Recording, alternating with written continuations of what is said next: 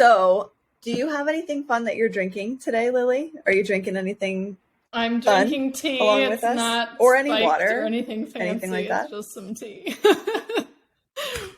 Oh, Uh-oh. there we go. I think Lily, you froze, but we're back. Did you get my audio or do we need to restart? Go ahead. Just start keep again. going. Yep, Okay. just keep going. Yep, just drinking tea. What about you guys? Nice. What kind of tea are you drinking? I'm drinking Earl Grey. Oh, I like Earl Grey once in a while. Oh, I wish I could. It's like too for me. I know what you mean by that. Right? It's what I like about it. Yeah, I do. I know what you mean. Right? But I envy that. I wish I could get into You just gotta put a little cream in it. Cuts the Yeah, you gotta do it English style and then you're good. That's some good advice. I'll try that next time. What are you drinking, Kylie? I have athletic greens today, which I don't always do, but we haven't had the athletic greens in a while on the show. It's been a while. Yeah, that's what I'm doing. I'm sure they're happy to be back, have their debut, their reintroduction. Oh my God. What are you doing, Meg? What do you got over there? Oh, I have coffee and I have, I just threw some protein powder in with, what's this milk? It's like the flax milk with the protein added. I know what you're talking about. You know what I mean? I don't love that milk. There's like a lot of stuff in it, but it was on sale this week. So I was like, all right. That's what we did. Yep. Yeah. I get it. I get it. Yep. Guys, it's very early for Meg today. We don't normally record this early for her. She has delighted us with her presence much sooner than her brain usually chooses to start functioning. So that's the best way to describe it. Yep, I'm here, but my brain's still waking up. So guys, we are so excited. Meg and I already admitted to her that we had been fangirling since we got her on our schedule. Hard. But we have fangirling hard. We have Lily Nichols with us. And Lily, if you don't mind, I'm going to actually just let you introduce yourself. We are going to be talking to you guys today about eating during pregnancy. And Lily, correct me if we're wrong, but I think that we're going to try to expand that a little bit to what can you be thinking about leading up to thinking about trying to conceive, as well as postpartum and maybe breastfeeding, if we could get into. We had a bunch of questions from some of our audience around those two topics. So we'll get into some of that absolutely. stuff. But I would love for you to share with us who you are and why we're talking about this with you. Like, why are you the person that knows more about this than the average human being? We want to know. Yeah, sure thing. So, my professional background is as a registered dietitian, nutritionist, and a diabetes educator. And I've spent most of my career in the prenatal nutrition space. So, even compared to most dietitians who might call themselves a prenatal dietitian or a prenatal nutritionist, I've just looked at this topic from a lot of different angles, just from the variety of work opportunities I've had in this arena. So I've worked, of course, clinically, directly with women, both privately under an OBGYN for many years, often seeing women with high-risk pregnancies, especially gestational diabetes. I worked at the public policy level with the state of California's Diabetes and Pregnancy Program. I do a lot involved in research and consulting on research projects, and then also training professionals on how to manage pregnancy nutrition, pregnancy complications with nutrition, as well as preconception and postpartum. So I've kind of seen it from a number of different angles. If you're only stuck in the academia side of things, you have a certain perspective. If you're only stuck in the public policy thing, you have a certain perspective. If you only see one-on-one clients, or even worse, don't see clients and you're just using your one singular pregnancy experience to inform you, you have a certain perspective. Of course, I have my own 2 children too, so I've been through pregnancy, postpartum, breastfeeding, all of that myself twice. So that, of course, helps as well. But it's really from all of these different experiences that has informed my view on pregnancy and my maybe critical eye, you could say, at analyzing, our current guidelines for pregnancy and postpartum, and where there's some room for improvement, to put it kindly. And so most people know me from my 2 books, Real Food for Gestational Diabetes and Real Food for Pregnancy, as you're holding up right now. And yes, so you guys are watching on YouTube. Yeah. So I'm often looking at, okay, here's what our guidelines are saying. This is the data that they were based on. This is how outdated they are. And here's some new data that's suggesting actually this is better. Actually, we can do a better job of nourishing mom and baby for the best possible pregnancy outcomes, birth outcomes, infant brain development outcomes, all by focusing on, food and lifestyle choices. So my goal really is to empower women and also their providers with the best information available. Take it or leave it, but that's what I do. Yeah. So what I think is really unique about you being an expert in this particular field is that, yes, the research is really super important, but implementing the research in real human beings who have feelings and lots of variables in their actual life, and maybe other children, those are 2 different viewpoints, 2 different perspectives, and they require kind of like wearing 2 different types of hats to be able to convey the information that is more than just, well, the research suggests blah, blah, blah, blah, blah. And I'm going to be speaking a lot to your Real Food and Pregnancy book, because what it offers is both sides of those viewpoints. So here's the information that you probably have heard. Here's why it's outdated and doesn't make a lick of sense. Here's what the new research, or I think what you do a really good job of saying and being clear about as well is, here's what we don't actually have enough information on. Yeah, there's a lot of that. for very, very understandable reasons, right? Yeah.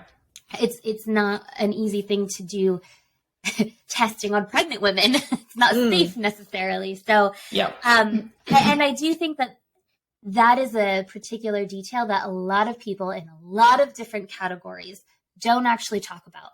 Hey, we don't actually really know. We're doing our best to provide this information. It might be right, it might be wrong. But that transparency is very often, I find, not really talked about. And I appreciate in this book where you highlight those pieces, because I think that full disclosure for women and their team, whoever that looks like, it can be very comforting. Okay, I'm not alone. And it might be okay that I decide to do something that feels right to me, that maybe mainstream suggests otherwise, right? So what I want to start with, Meg, if this feels okay to you, I am feeling really excited to talk about some of the top myths around foods that are not, I'm using quotes for those of you who can't see, not safe to eat. That was maybe my favorite part of reading this book, because I hear so many people, even those that are close to me, talking about what they can and can't eat, they blah, blah, blah, when they're pregnant. And it almost feels, and I don't mean to offend anybody, but it almost feels like it's a thing, like they're part of a club of people who like now have to do this very special thing with their diet, right? We see this with dieting all of the time, right? This is not unique to pregnancy. But I think that it really not only removes a lot of the joy of eating for people, but also puts them in a position where they're missing out on a lot of potential nutrients. That's what I got from your book. So I would love to hear, what are the major myths that you see in your people the most often, that you hear that are not correct? And what's some of the newer research around some of those things? Sure. So I think we're talking mostly about foods you're told not to eat during pregnancy. And that just in and of itself is a bit of a pet peeve of mine, because we have a missed opportunity here. You know, there's a very small window of time where you can impact your child's development, the various stages of like, even like the organ formation and the prevention of most major birth defects, that happens within the first 8 weeks of pregnancy. Okay. That's wild. After that point, like all the major organ systems are formed, the neural tube is closed, and like, you know. And I just want to point out not most, but some women don't even know they're pregnant at 8 weeks. Right? Yeah, absolutely. Especially because the way that we date pregnancies by last menstrual period, you're already like 4 weeks in by the time you've got a positive pregnancy test. That is so wild. Right? Okay. So that gives you like maybe a month, like if you're actively trying to conceive and like obsessively checking to see that you're pregnant, right. Maybe a month worth of time where you can intervene on some of those major things, which actually circles back to your question about preconception nutrition being so important. Incidentally, yes, it's very important. But we have this opportunity to like optimize our baby's development, have a healthier, lower complication, more comfortable pregnancy by our food and lifestyle choices. And instead of the focus being on, this is a time to eat as healthy as you can because this can be an enjoyable experience. It's like you instead get this list of, oh, you're pregnant. Okay, now you need to fear all of these foods. And here's this long foods to avoid list. And you're not given a whole lot of context as to why things are on that list and the relative risk of any complications or problems or food poisoning or whatever happening from having those foods. So some of the major ones that tend to be on that list are eggs with runny yolks. So the major concern with most of the things that are on the list, there are some exceptions, is a food safety concern. We are worried that you are going to get food poisoning, basically, like from salmonella or listeria or E. coli or something else from contaminated or mishandled food. And you are indeed at a higher risk of those things in pregnancy compared to the average population because your immune system is slightly different in pregnancy. However, the relative risk of actually getting sick from most of the foods on the list is like close to nil. So eggs with runny yolks is a good example of a salmonella risk. Raw egg yolks, raw eggs can be a potential place that salmonella shows up. They're commonly contaminated, or so they say. However, the chances an egg is contaminated with salmonella is anywhere from 1 in 12,000 to 1 in 30,000 eggs.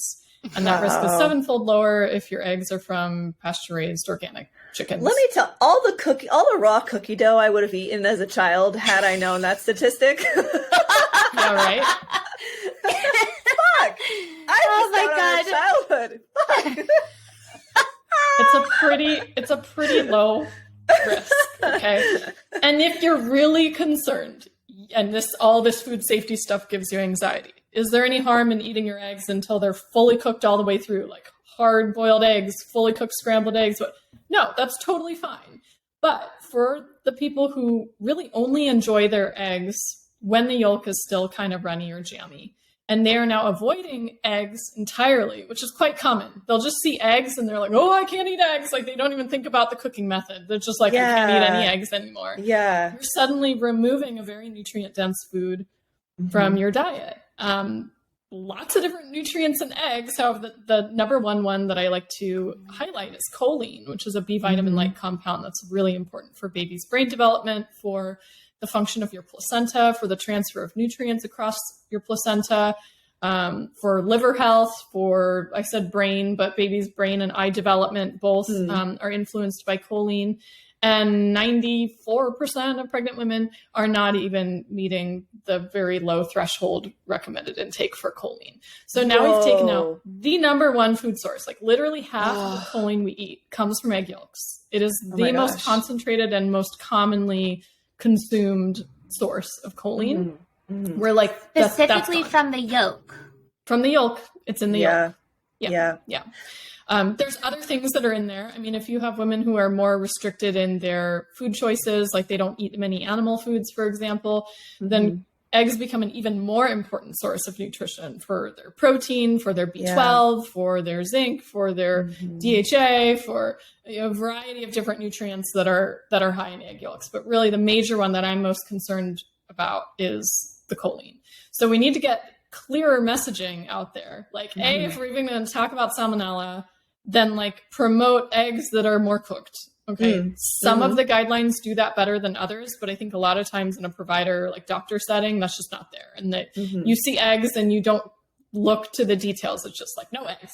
So we can do a better job communicating. We could also just do a better job communicating the relative risks and then leave it up to the woman, right? So like 2% of foodborne illness outbreaks in the US are associated with eggs, but 46% of them are associated with fruits and vegetables.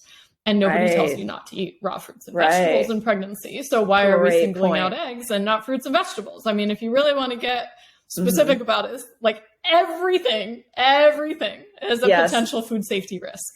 Most of the salmonella outbreaks are in things like almonds and like fresh produce and contaminated protein powder, things that have been contaminated during processing, which is totally out of your control.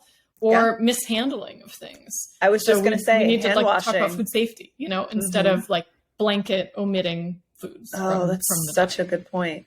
So 46% of the foodborne illness outbreaks in the U.S. actually come from fruits and vegetables. Never is that message being said to anybody, and specifically not to pregnant women. But not in the U.S. I hear from someone, so I have like now a global audience. I hear from women in Italy, for example, that eating salad is like frowned upon in pregnancy because it's a food safety risk. So in different areas, there's different foods that are singled out. Or if you travel internationally, even outside of pregnancy, it's like, don't touch the salad if you're like traveling in Central America, or, like that's it's commonly recognized that it can become contaminated there. But in the States, I mean, we have a better track record than a lot of places. Like we have better sanitation and hygiene and refrigeration and that sort of stuff, food transport that keeps things at safe temperatures, but still it's a risk. So we should consider that one as well and not tell people not to eat fruits and vegetables, but just be cautious about handling preparation and whatnot. Wow. I want to ask a quick question about this. And then I want a couple more of the like really classic no-no foods. What happens, like talk briefly through if a woman did get salmonella or E. coli. That's my question too. I was thinking the same thing. What would happen? What is the risk of that? Because I think most of us at some point in our life have, quote, gotten something from our food, right? It's one of those things that we may not have even known, and we just kind of passed it through, maybe a few days of discomfort. Some of us really do know. I think there's like, a spectrum of that experience.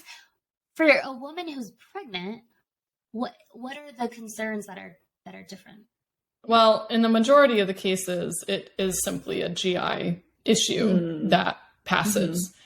In very, very rare instances, the infection can transfer to the baby, to the placenta, and then to the baby, and cause serious problems like miscarriage and such. The rates of that are really, really, really low, and are not always traced back to the woman had a very obvious exposure to a contaminated item. So like, because it could be anything. Come from, we don't know. Like you said, arguably, there's a risk with everything, though. Okay, that's kind of the point that I want to get across. Is like we're not going to. It's like driving a car. Driving a car statistically is far more risky than flying in an airplane. However, we do things to try to reduce our risk of getting into accidents while we're driving the car. We keep our car maintained. We try to drive the speed limit. We wear our seatbelt. We drive a safe car that has, airbags and other things. We pay attention when we're on the road, and we don't text while we drive. And we don't drink or drive while we're under the influence. There's all these things you do to kind of mitigate the risk. The risk is always there. Like you can get in your car and go driving and some crazy person crashes into you and and so that's kind of the point of this, not to downplay that there can be serious consequences. There can. The statistical chance that you will encounter that is very, very, very low. And there actually have been analyses looking at what happens to the relative nutrient intake among women who very strictly avoid all of these unsafe foods. Like there was an Australian analysis I talk about in Real Food for Pregnancy, where they looked at women who strictly abided by the listeria, high risk for contamination listeria items, which is mainly like soft cheese, deli meat, pate, like refrigerated meats and whatnot. And they actually found their nutrient intake was significantly lower for a lot of different micronutrient intakes, micronutrients, even though the relative risk of getting listeriosis in pregnancy is literally a fraction of 1%. Wow. So there can always be a chance that it happens. Most commonly, the infection passes through mother and doesn't pass on to the baby. And if you keep your immune system and your gut health strong, you have a greater chance of getting through something with being totally fine.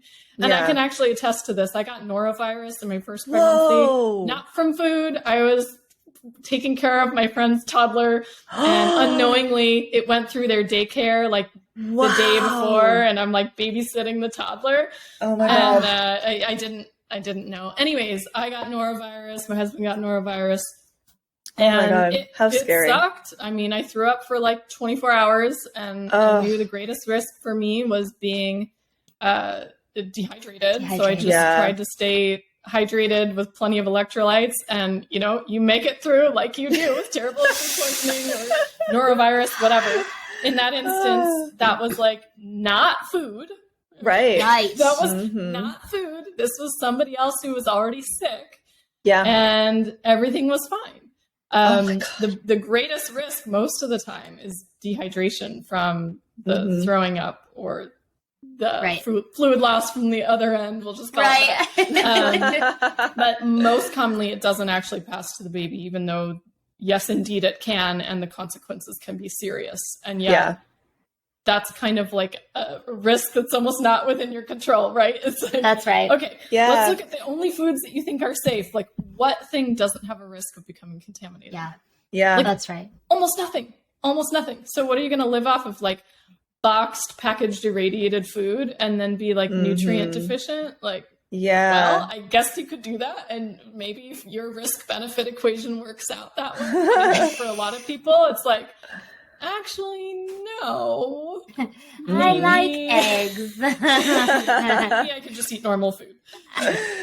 Yeah. Okay. Wow. So the message here is, although perhaps the information around, quote, foods you shouldn't eat during pregnancy was coming from a safety position, when you really take a deeper look, it doesn't really add up, because you're eliminating a lot of foods that are going to be extremely nutrient dense. You gave the eggs and the choline as a really great example of that. And ultimately, that list is just kind of like a spotlight of certain foods. It's every single food that has a potential risk, and coupled with the fact that if you did unfortunately get a foodborne illness, it's a very, very, very, very small percentage that anything other than a discomfort in your GI for a few days is going to happen. Correct.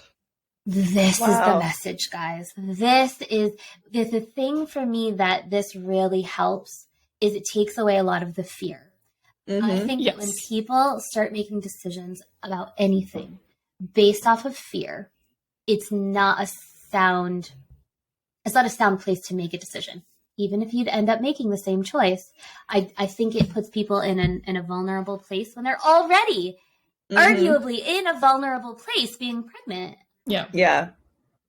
Okay. Oh my gosh. So on the flip side of that coin, Lily, and this is such an annoyingly broad question, but I'm going to ask it anyway. What are some of the top foods that if you had to say during pregnancy are somewhat non-negotiable because of how nutrient dense they are? What would that list look like for people? Well, eggs are on the list for all the reasons I already outlined. Yeah. I'm going to have some foods in here that people might not expect or might not like, but I'm going to say it anyways. Yeah. A lot of what I do is simply educating on which foods are the most nutrient dense and helping you figure out ways to fit them in, even if they're not necessarily your favorite foods. Yes. So eggs definitely on the list.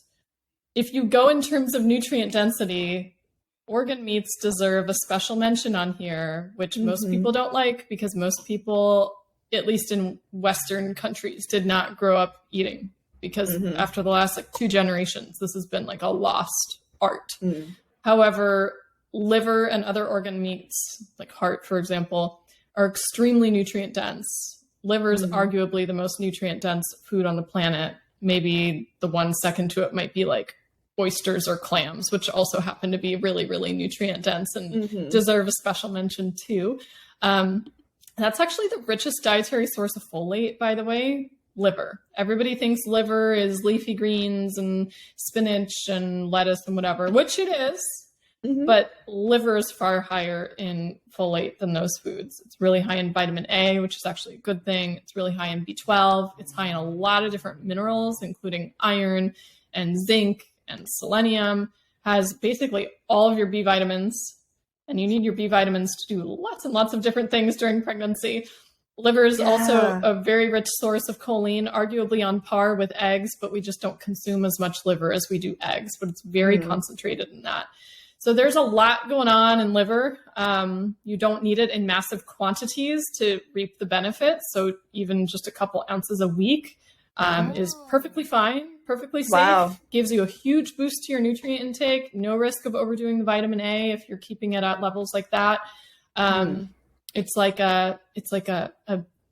like a multivitamin in a way. It's a vitamin boost to whatever you're eating. And so I have lots of tips and tricks on incorporating that if that's not something you grew up doing, because I didn't grow up eating much liver either. And if you don't have my book, I do have an article on my website on liver. If you just search liver at lilynicholsrdn.com, you'll pull up an article that has all these different, very detailed tips and tricks about incorporating it and making it palatable and whatnot. Awesome. We'll link that in the show notes. In the show notes, and the link to your book for sure. But great. So organ meats definitely.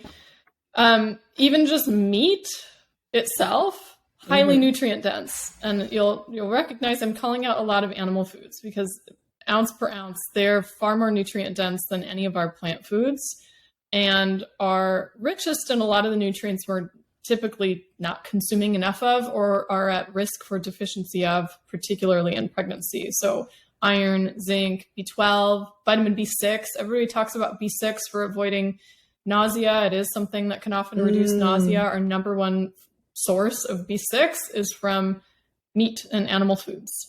Liver, of course, is also high in B6. There's also some specific amino acids in meat, like the protein quality is far higher in animal foods than it is in plant foods. So you can't compare like 10 grams of protein from beans to 10 grams of protein from steak.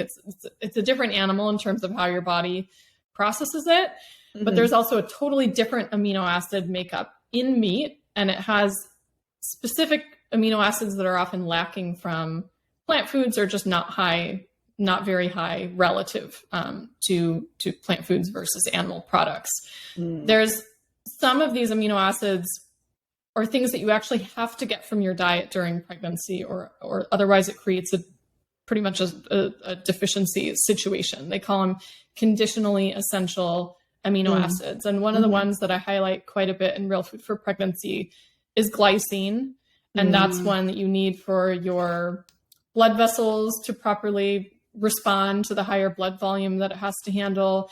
It helps with your connective tissue adapting. It helps with baby's DNA. It helps with so many different processes in your body that we're literally just starting to recognize. Like the science on amino acids has exploded in the past 20 years, and none of our dietary guidelines reflect that yet. Shocking. Yeah. So meat, especially if it's on the bone or like a tough cut of meat that has a lot of connective tissue, is going to be really high in glycine, because these are high in collagen, and the richest amino acid in collagen is glycine. So we can think even beyond like the typical micronutrients, vitamins, and minerals, and also think about the type of protein, the quality of protein, the type of amino acids in it. And that really makes meat an excellent thing to include in your diet.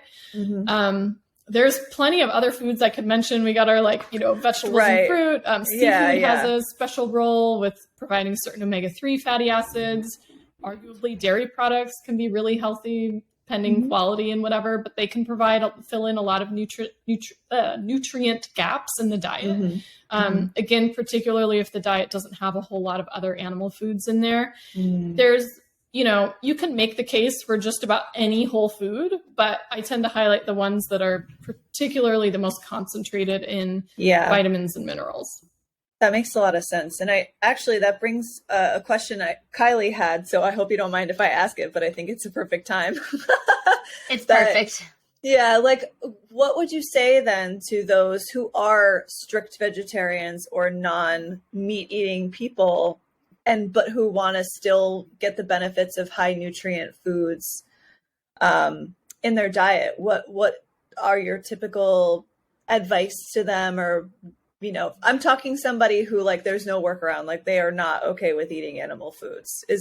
How do you fully typically... vegan? Yeah, well, let's just say that to cover all our bases.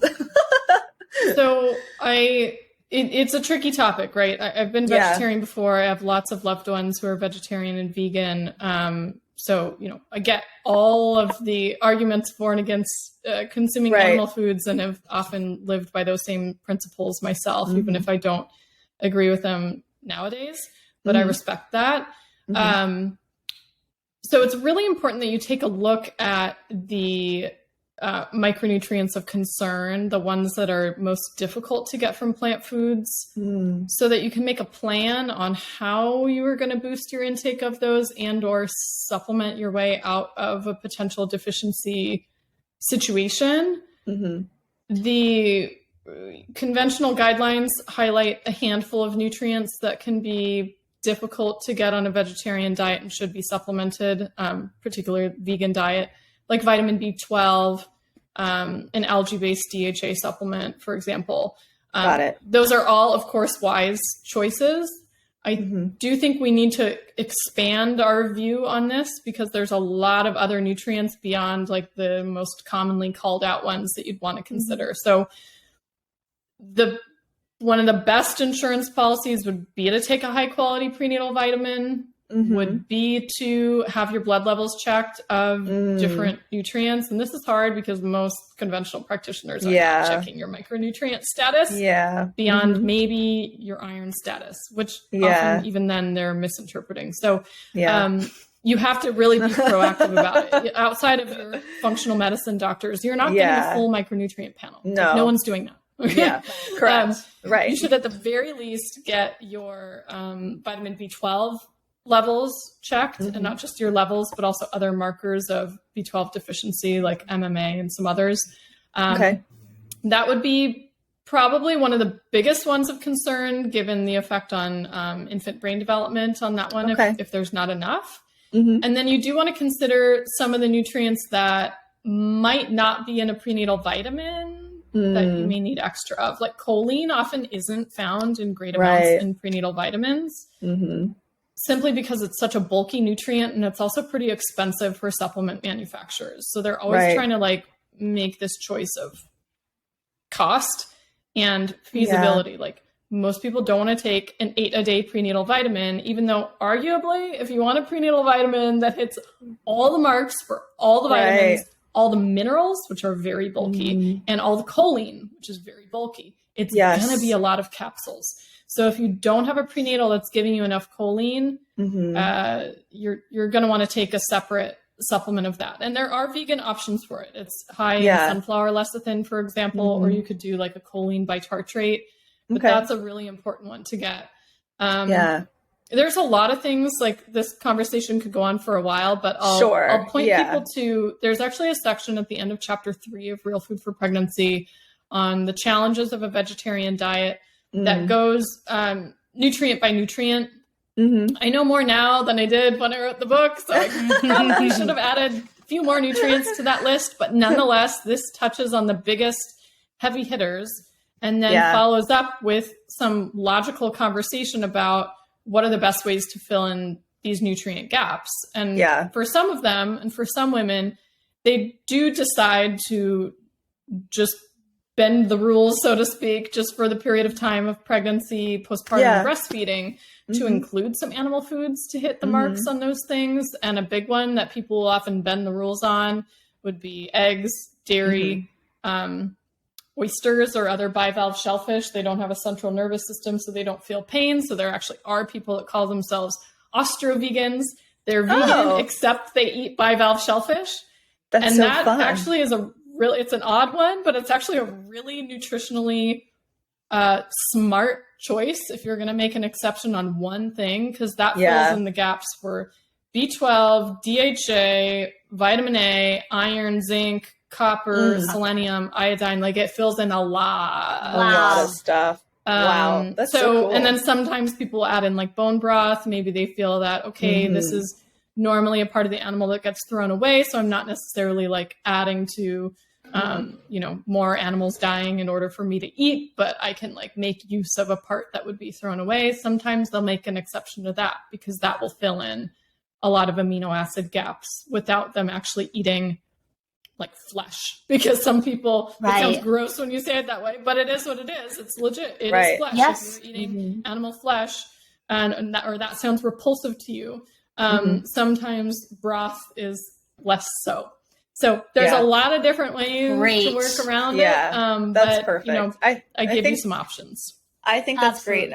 I think I, for the most part, just wanted people to hear if eating animal food is not an option for whatever reason that is, I wanted them to just know, like, they might need a little bit more personalization. It might have to be more strategic, but I didn't want them to turn us off and be like, oh, I can't get pregnant now. They probably already turned off the interview, but I appreciate those that are sticking around. If you're still with us. Yeah. I also think at one point, all three of us wanted to do a shout out to Fullwell. We had Ayla on a couple episodes ago. So if you missed that episode, head back a couple and listen to Ayla sharing even more details about prenatal vitamins and why most of them are totally inadequate. And go ahead. And the choline. I remember when you were talking about the choline, Lily, I was like, oh yeah, Ayla told us about that. It's also like a big molecule, I think she was saying. So that's why she has her. Yeah. Ayla and I are, we co-founded the Women's Health Nutrition Academy together. So we're very much in line. Our nutrition views very much align. And her prenatal is really like an excellent choice. And that would be a really good one for vegetarians or vegans to consider. Although you probably will need, in addition, a supplemental algae-based DHA and possibly iron if you happen to be low in iron. But it's a really, really good option. That's awesome. And I need to interrupt us for just a second so our editors can edit this part out. But Kylie, is there something on in your background? Like a TV or something? Is Brian seeing a client? Wait, let me see if it's... Yeah, it's definitely... Hey, Brian? Can you turn that down a little? We can hear it on the recording. Oh my God, I love the spouses. I know. It's hard. Kylie and I both work from home with our spouses. And it's like there's times where he'll be seeing somebody and it'll be loud. And then we'll be recording and you'll hear Jason like yelling in the background. I'm like, oh God. Better than my kids, which thankfully we got out of the house so they're not screaming. Sorry, I can't hear it because my headphones are in, but you're picking it up. So it was. Don't be sorry. The NFL podcast. So everybody who is so curious. There you have it. I'm really sorry. I hate interrupting the flow of conversation, but I was like, I know. That was important. Okay. All right. So let's continue. Sorry about that.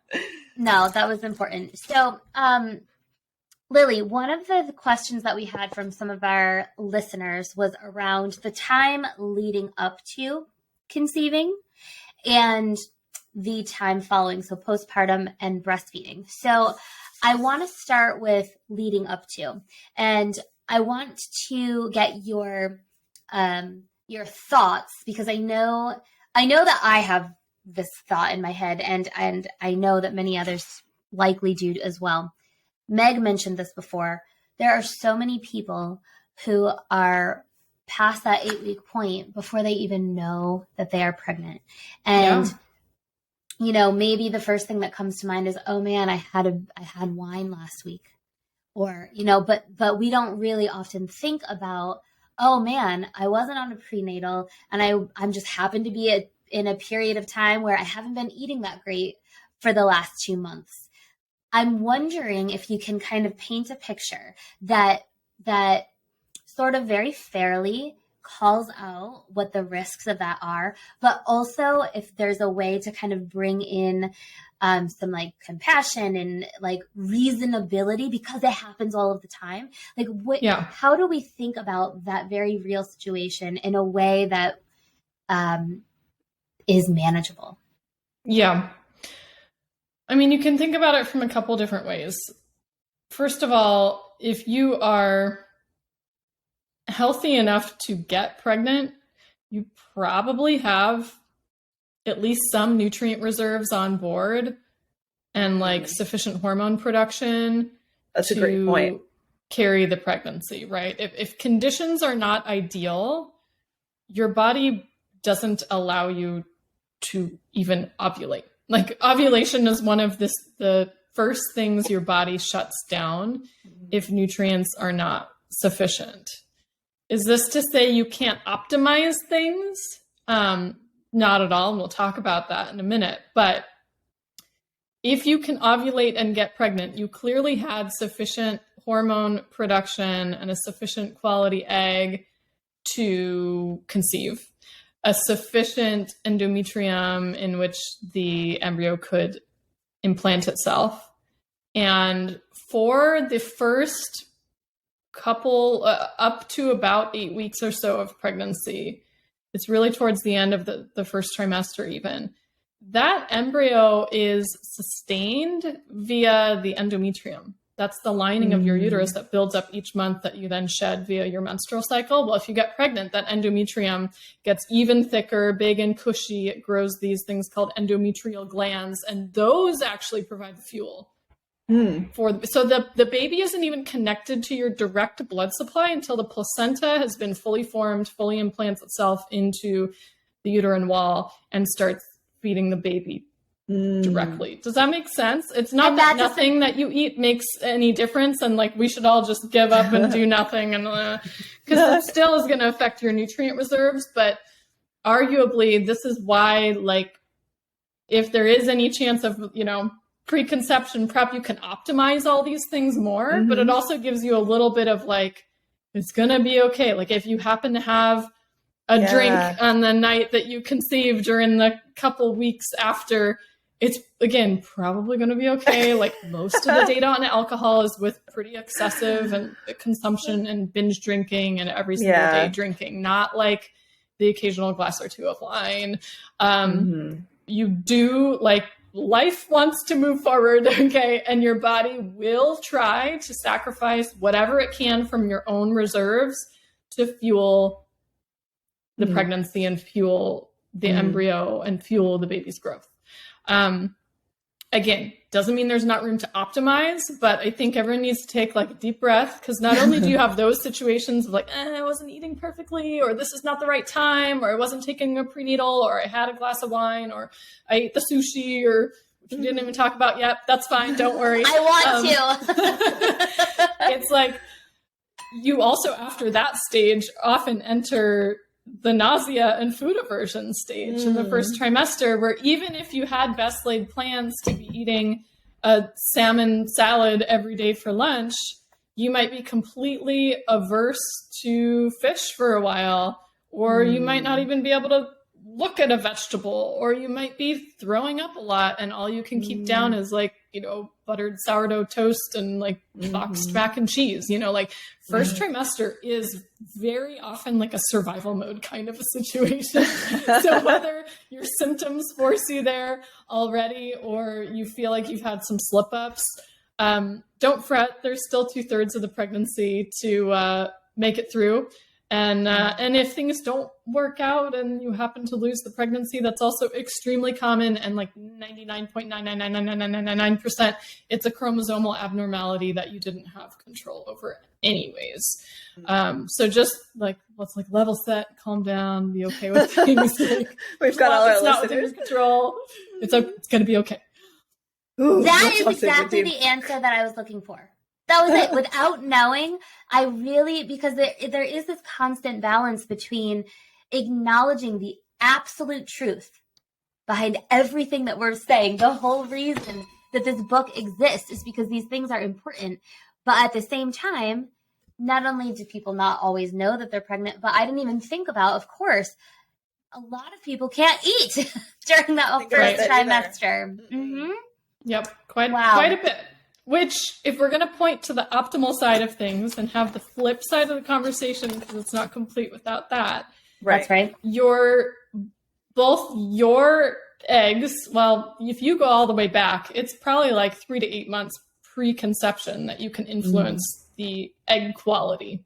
Okay. You absolutely do influence how healthy an egg is, how good it is at producing its own energy, its mitochondrial function, chances of DNA fragmentation, other things. These are things that can go back 3 to 8 months prior to conception. And in your partner, because they contribute half the DNA, that goes back about 72 to 78 days, depends on what you're reading about formation of sperm. So several months for them as well. And sometimes it's not even you. It's like, it's his fault. That's something to try, by the way.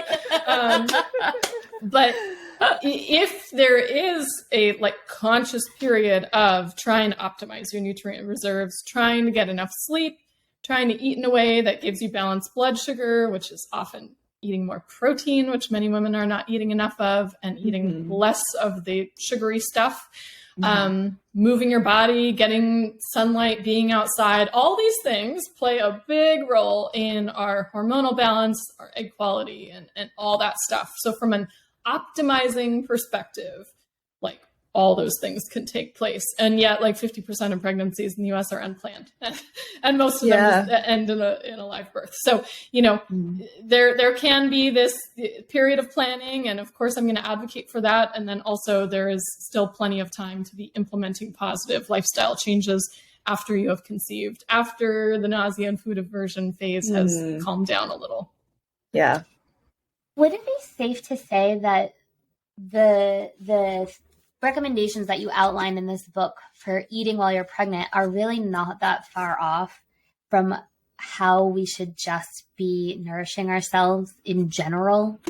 That is accurate. Yes. I was thinking that too. When before we started recording, I was like, I should just have my acne clients read her book, because I'm sure it would give it's kind of the same thing. You need like a really high nutrient diet for everybody, different reasons. Yes. So you could write a similar book with different citations. It would take a really long time, but like all the data I'm citing is pregnancy related, but you could cite different things for, a fertility book, or a book on postpartum recovery, or a book on joint health, a book on heart health. A lot of these things do in fact overlap. It's just a normal human diet based on regular food before we process the heck out of everything. I almost feel like that would be a good time to invite those of my fellow people in the DINK Club, for those of you who don't remember me saying this, dual income, no kids, with no plans for kids, which would be me. But like I think it's a good time to invite them into the conversation, that they can also still learn plenty from this conversation, from your book, because as you mentioned, it is very similar, if not exactly the same, as what we should just be doing to nourish ourselves anyway. Yeah, for other reasons. For hormonal health and easier menstrual cycles. And there's actually a book, you can have her on, Lisa of the Fifth Vital Sign. Her book echoes a lot of the same nutrition stuff, but she really argues for the importance of, as many people in the fertility awareness space do, the importance of, a normal ovulatory menstrual cycle that's fairly regular every month, and pain-free and not super horrible. And it's a lot of the same principles actually as what's in Real Food for Pregnancy. It's unprocessed foods. You need micronutrients for all of these things in your body to function. You need sufficient amounts of protein and fat for your hormonal balance. You need blood sugar balance for just about everything. And arguably, we could go a long way just like talking about eating foods that just displace what most Americans are eating. Like 58% of the calories consumed on an American diet are ultra-processed foods. Those are things made with typically a lot of ingredients, but the major ingredients are like some kind of sugar or high fructose corn syrup, a refined starch like white flour or cornstarch or something, and then a slew of additives, your flavors, colorings, chemical, whatever it is. And that makes up the majority of the American diet. Can you imagine? Like, even if we displace like 10% of that stuff by encouraging people to have a more satiating, high protein breakfast in the morning, you would have we'd probably save billions in healthcare costs in the country. It's disgusting to think about it when you say it that way. Like how much. That's a different, never mind. I'm not going down the rabbit hole. That's a different conversation. Different episode. I want to ask you briefly, just as a quick side note, before we go to breastfeeding and postpartum, which I have a feeling you're going to say is not really that different, but we'll let you answer fully. Do you, I know in your book, you talked about alcohol a little bit and basically kind of said just like you mentioned, most of the research is on daily drinking or binge drinking, which we can see things like fetal alcohol syndrome. And obviously those are not okay. What is, if you have one, an opinion or a recommendation or maybe experience that you've seen in your clients about having a glass of wine at dinner? Because I have known pregnant women where they'll order a margarita at dinner, and even knowing what I know, I think to myself, holy shit, what are you doing? Who is serving this to you? You're clearly pregnant. Like, it's not, you're clearly with child. And I don't. Clearly with child. Clearly with child. I don't like knowing that I had that thought go through my head. It felt really unnecessarily and unfairly judgmental.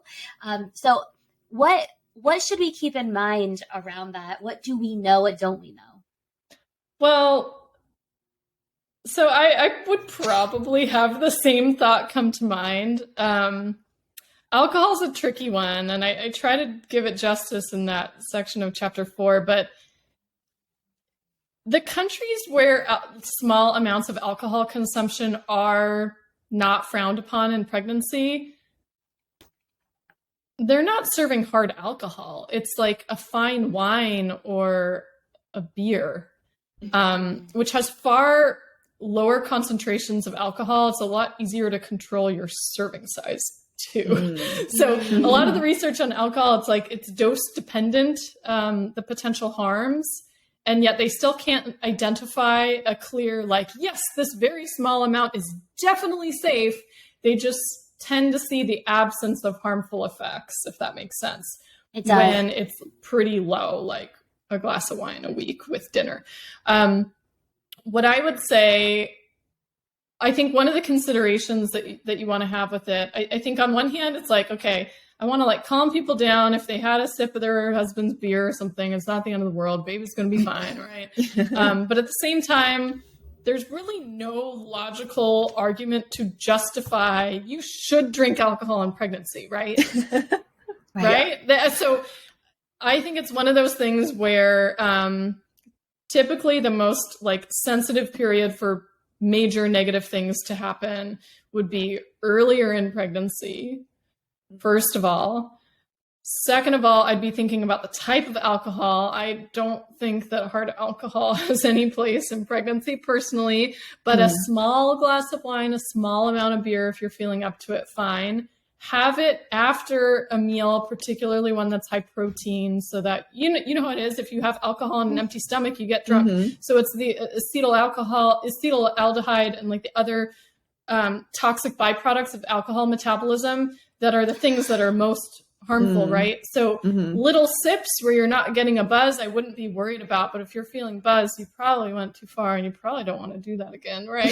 So like knowing your limits. Yeah. And then the final point I want to make is that alcohol, we all metabolize alcohol differently. And I think that's part of the reason why it's so hard to find a level of alcohol that's always safe or always unsafe for each woman. But one thing that alcohol does is it puts a major stress on your liver to detoxify it. I mean, it is ultimately a toxin, and there's a lot of nutrients that your body has to use up to detoxify the alcohol, to create more glutathione, to detoxify it, to run all your phase 1 and phase 2 detoxification systems in your body. And so technically, like, you're pulling from your nutrient intake and nutrient reserves that could be going to important functions for helping baby grow. And instead you're like diverting those to alcohol detoxification. So while I want to be like, don't freak out if you have a sip of something, or like you're toward the very end of pregnancy and God, you just want like a tiny bit of beer or a tiny bit of probably wine. need it at again, that point. You're probably fine regularly consuming it in large amounts. And especially if it's like really high proof, hard alcohol, like I can't condone that, obviously. Right.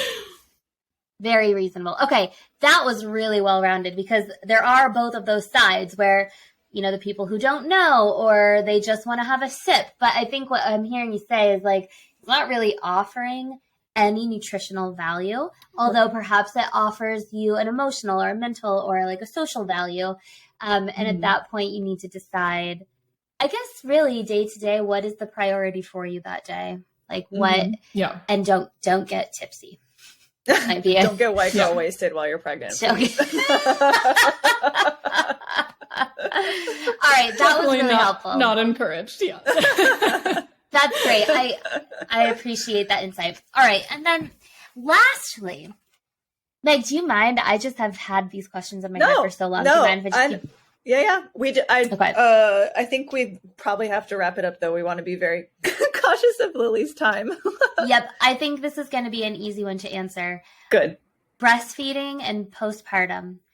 Is there anything specific that should be thought of or particularly mindful of to help keep breast milk supply or to help support the woman's body postpartum? So what a lot of people don't realize about postpartum and breastfeeding is that it is the most nutritionally expensive time in your life as a woman. So never will your calorie, protein, micronutrient needs ever be this high again. It's even more so than pregnancy. Even more so than pregnancy. Yes, even more so than pregnancy. For all of those, by the way.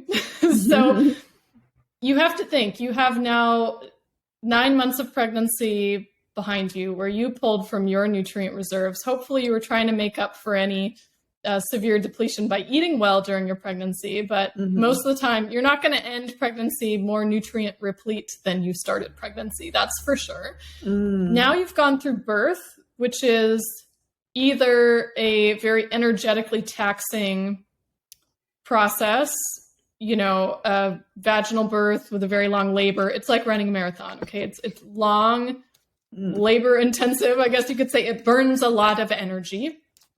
Or maybe you had a C-section, which is major abdominal surgery and also has a period of recovery.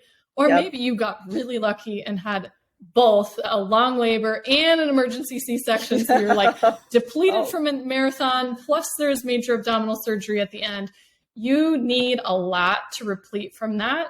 So especially the first couple weeks, you need a lot of food, a lot of rest, a lot of protein. The same types of foods that are good for you in pregnancy are good for you in postpartum. You need more of them, and you will probably know because you will be ravenously hungry.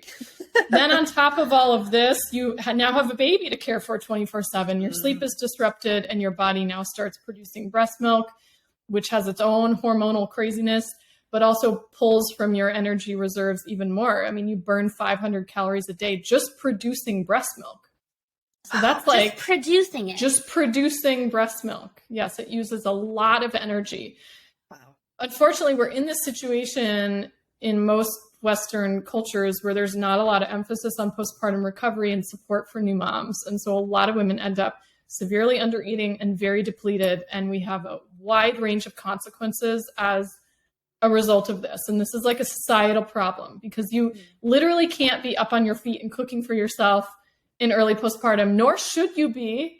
And all of our other cultures, there's like a older female relative who's like living with you or you're living with her and they're doing everything for you. They're cooking for you. They're serving you food. Whoa. They're cleaning your house. They're doing your laundry. And all you do is rest and feed the baby and recover and eat. Whoa. Which we need to do more of in this culture.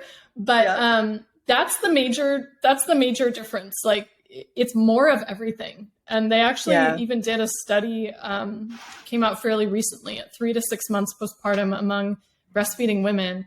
And they needed, first of all, their protein needs were higher than pregnancy in the 3rd trimester.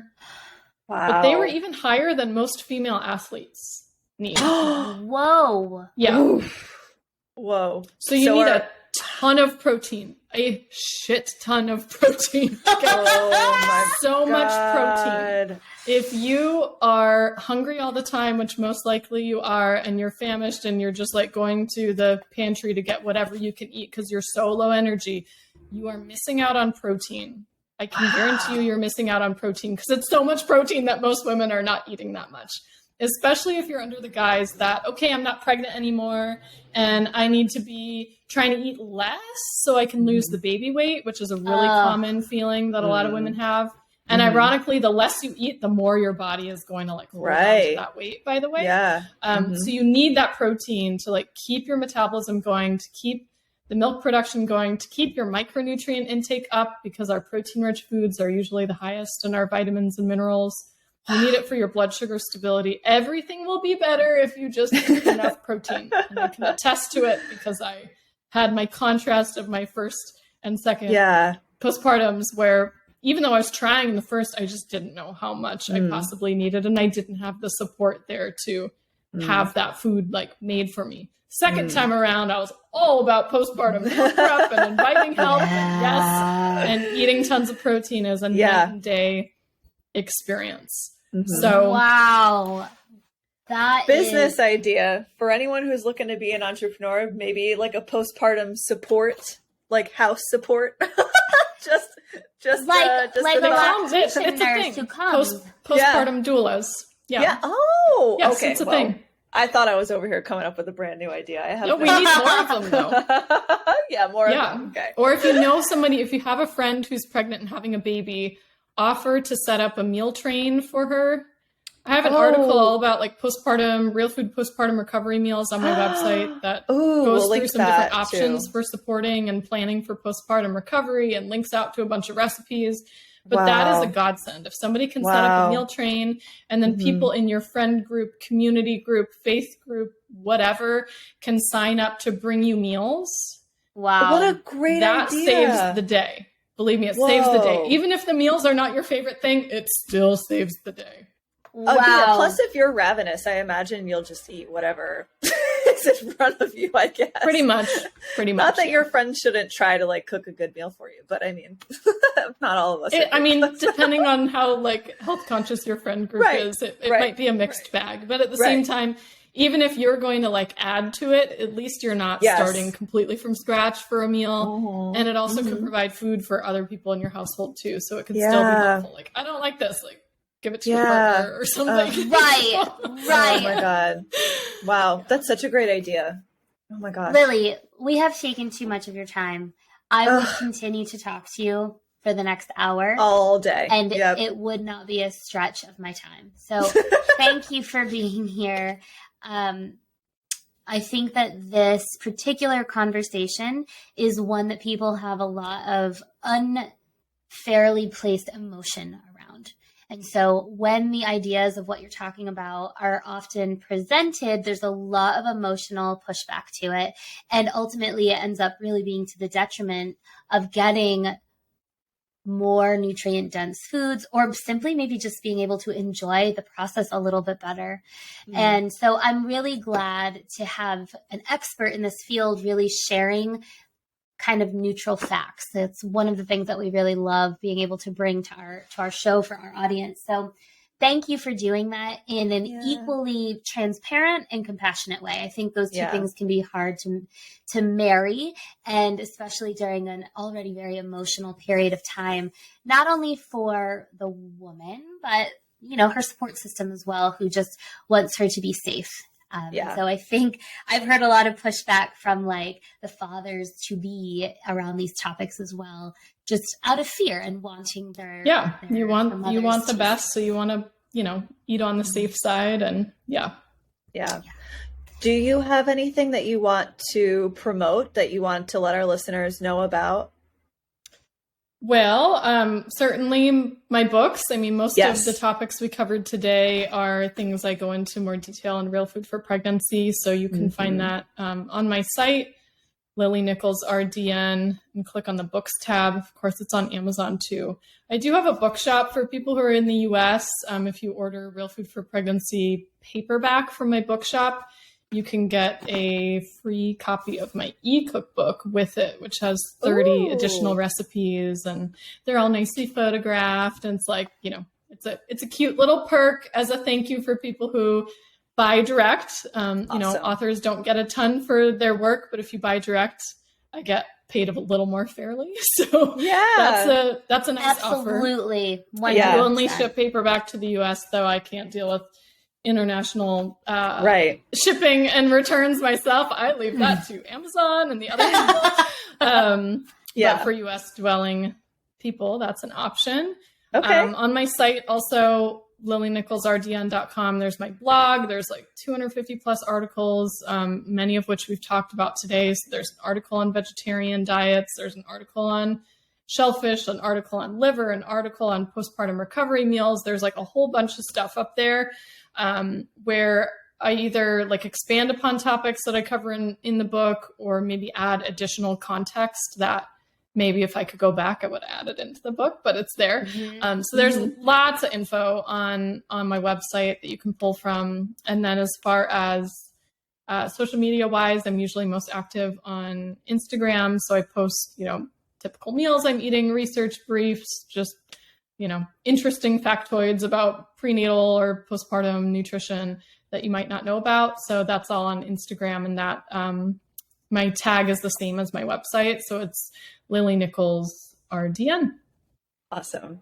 Perfect. Thank you so much. We'll make sure all that stuff ends up in the show notes so our listeners can follow you and buy your book from your bookshop. Awesome. Thanks so much. Thank you, Lily. Thank you so much. We'll talk with you soon. Don't